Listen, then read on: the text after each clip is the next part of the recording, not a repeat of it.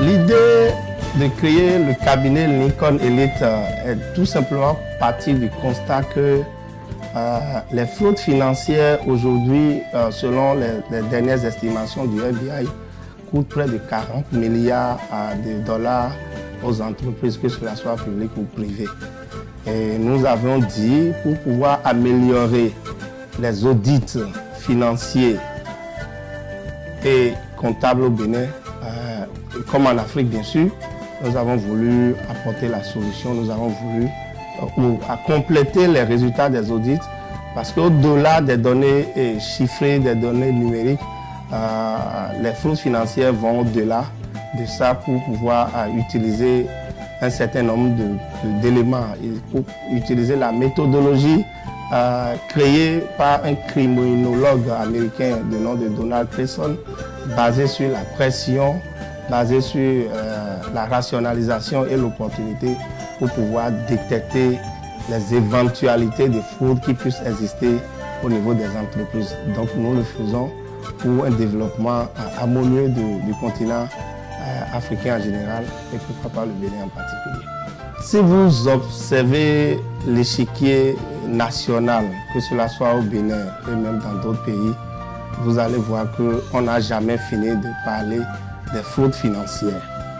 Et ce que nous avions constaté, les audits, pour la plupart du temps, qui se basent sur les données déjà existantes, n'arrivent pas forcément à détecter là où le bas blesse. Donc nous avons voulu, pour impacter la gouvernance au niveau des entreprises, leur apporter des innovations, des solutions pour que les entreprises, si les entreprises sont bien gérées, je pense que l'économie va développer. Je pense que l'environnement des affaires va être de plus en plus un environnement de confiance. Donc c'est pour pouvoir faire cette différence, c'est pour pouvoir accompagner le travail qui est déjà fait sur le terrain, que nous sommes au Bénin et dans d'autres pays africains, pour pouvoir dire aux entreprises qu'il existe désormais des experts en fraude financière sur lesquels vous pouvez compter pour pouvoir faire des opérations objectives et efficaces au niveau de votre entreprise. L'audit s'arrête sur les données chiffrées que vous avancez ou que vous donnez pour vérifier si l'orthodoxie comptable a été respectée dans la gestion au niveau de l'entreprise. La fraude financière commence à partir de là. La fraude financière, comme je l'ai dit, utilise des données au-delà des données numériques que vous avez au niveau de l'entreprise. Par exemple, quand vous prenez un manager d'une entreprise qui est constamment sous la pression de l'argent, quand vous prenez un manager qui est dans une entreprise, qui a l'opportunité de pouvoir commettre une fraude, si vous prenez un manager qui est dans une entreprise qui se rationalise, qui a la rationalisé que le travail qu'il fait est mieux, il devait être mieux payé que ce qui lui est donné. Quand ces trois éléments-là sont réunis, nous pouvons, et qu'au niveau de l'entreprise, on a fait des audits et que nous n'avons pas eu de résultats, nous pouvons commencer par émettre des hypothèses de recherche en fraude financière en utilisant ces éléments-là, en utilisant la méthodologie qui a été créée par Chris Donald pour prouver que en dehors de l'audit, nous pouvons bel et bien donner des résultats qui peuvent faire valoir au niveau de la justice, qui peuvent aussi même permettre à l'administration des entreprises pour pouvoir avoir un bon résultat. Et nous mettons surtout l'accent sur la prévention au niveau des entreprises. Quand la fraude intervient dans votre entreprise, le coût que l'entreprise reçoit, le choc que l'entreprise reçoit est très important et peut même faire disparaître l'entreprise. Donc nous avons dit nous avons commencé par travailler sur la prévention au niveau des entreprises pour permettre aux entreprises de pouvoir être plus efficaces et de pouvoir aussi, s'ils investissent leur argent, de pouvoir être sûr que leur argent est rentable ou la rentabilité de l'entreprise est assurée. Nous avons différentes, ça c'est une activité de notre agence, de notre, comme on le dit vulgairement ici, de notre cabinet conseil. Avant de passer aux cibles, nous avons un produit phare.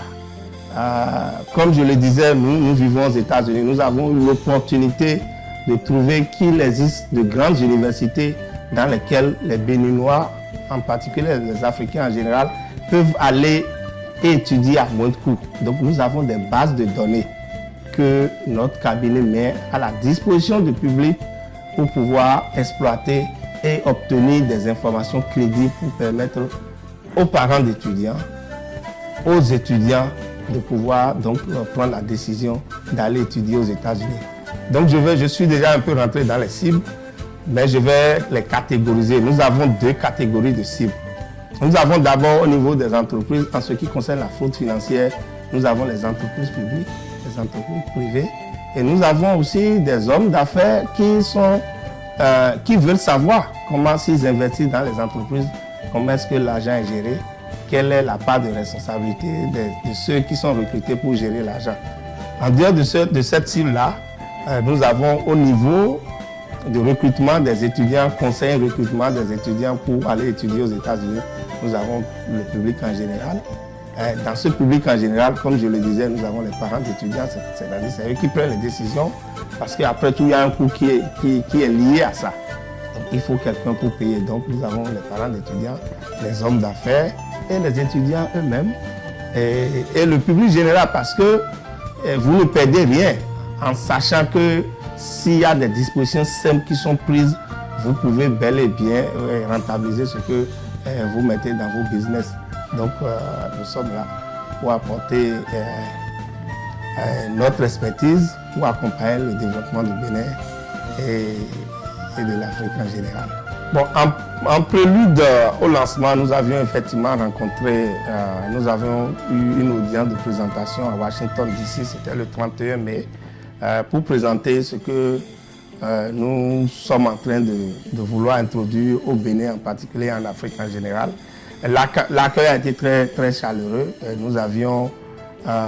Nous sommes en train d'établir un partenariat avec les autorités de l'ambassade pour leur permettre, j'allais dire, de profiter de cette expertise que nous avons, surtout dans le domaine de recrutement des étudiants, pour que notre pays, quand même le Bénin, puisse bénéficier des avantages liés au développement, liés aux technologies dans le domaine de l'éducation.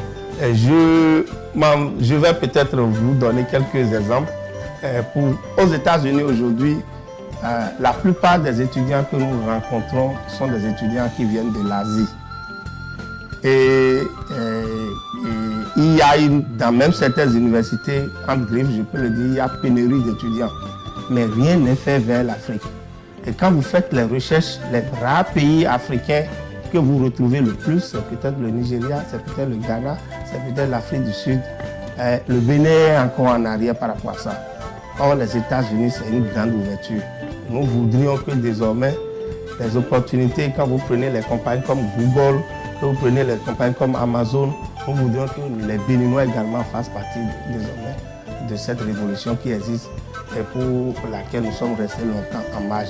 Donc nous sommes là pour accompagner, permettre aux jeunes Béninois d'avoir une formation adéquate et de pouvoir saisir les opportunités qui existent aux États-Unis pour être, comme on le dit, sur le marché de l'emploi. Et le marché de l'emploi aujourd'hui est comme un village global, comme on le dit. On peut rester au Bénin et chercher du boulot au Ghana si on a l'expertise, si on a la capacité de pouvoir travailler. On peut rester au Bénin et trouver le boulot au Botswana. On peut rester au Bénin et trouver le boulot au Nigeria, dans n'importe quel pays du monde.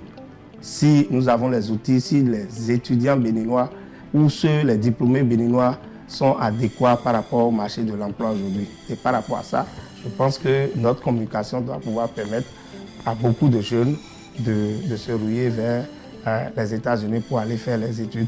Et je voudrais aussi faire une nuance. nous ne sommes pas une structure de délivrance de visa. C'est très important cette nuance. Nous travaillons à la documentation, nous travaillons pour donner des bases, des données, des informations pour permettre aux gens de prendre leurs décisions. Nous travaillons aux gens pour les aider à remplir les formulaires pour s'inscrire dans les universités jusqu'à l'obtention de ce que l'on appelle le I-20. Notre travail s'arrête là. Dès que nous finissons ça, le reste du travail, c'est entre l'ambassade et les étudiants. Donc nous ne sommes pas une structure qui garantit un visa étudiant à qui que ce soit. Je pense que ça là est très important que je souligne ça. Oui, comme je l'avais dit dans mon présentation, je suis dans le domaine du management. Et quand nous parlons de management, de la gestion globale, il y a plusieurs filières. Nous sommes spécialisés dans les fraudes financières et également en marketing. Donc nous apportons des solutions de marketing, par exemple les recherches de marché, la rentabilité de vos produits, les études de marché en marketing ou bien sûr en marketing de façon globale. Nous sommes là pour assister les entreprises. Nous sommes là également pour assister les entreprises dans la stratégie de gestion, la stratégie de management, pour utiliser les nouvelles approches pour leur permettre d'être plus efficaces, ce qui peut être fait en 2 heures avec les nouveaux systèmes de management. En 30 minutes, vous pouvez l'avoir et avoir un bon résultat et évoluer. Nous faisons également du lobbying. Le lobbying, c'est quoi? Nous travaillons, nous utilisons notre expertise pour faire la représentation au niveau d'un certain nombre de structures. Quand vous voulez par exemple faire les affaires aux États-Unis, nous pouvons bel et bien vous représenter aux États-Unis. Et comme nous l'avons dit dans les services que nous offrons, nous pouvons vous représenter aux États-Unis. Nous pouvons aussi travailler pour vous permettre d'obtenir un certain nombre, je ne vais pas dire faveur, un certain nombre de choses au niveau des administrations. C'est ça que nous appelons le lobbying. Parce que nous avons des structures spécialisées qui permettent et qui régulièrement, avec la régularité, qui permettent quand même d'obtenir un certain nombre de choses au niveau des actions. Je prends l'exemple des ONG. Nous pouvons vous faire les dossiers pour obtenir des dons ou bien pour obtenir des donations, comme on le dit en anglais, et pour vous permettre d'être plus efficace sur le terrain. Donc, ça fait partie des activités que nous avons. Et je ne sais pas s'il faut l'aborder. Nous avons un lancement à Kodiam le 20 juillet 2019. Et dans ce lancement, nous avons quelque chose de très spécial. Nous voulons organiser pour la première fois la foire des activités économiques et libérales des Béninois des États-Unis. C'est vrai, quand nous disons le thème des Béninois des États-Unis, c'est vague, c'est extrêmement vague, c'est pour être plus pointu. Nous avons décidé de venir faire montrer aux Béninois que font aux Béninois, au Bénin, j'allais dire, que font les Béninois de la diaspora américaine. Donc il y a beaucoup de Béninois qui sont des entrepreneurs. Donc nous avons fait la lumière sur celle-là et c'est avec sur ces Béninois entrepreneurs et c'est avec la collaboration de ce que nous appelons aux États-Unis Bénin Diaspora USA, qui est une entité fêtière qui regroupe, je ne vais pas dire tous les Béninois, mais qui regroupe quand même beaucoup de Béninois dans les États-Unis. Nous travaillons la main dans la main pour leur permettre d'organiser le premier forum économique des Béninois des États-Unis. C'est une fois, nous aurons plusieurs entreprises béninoises. D'ailleurs, le président est en chemin, il est en train de s'apprêter pour venir.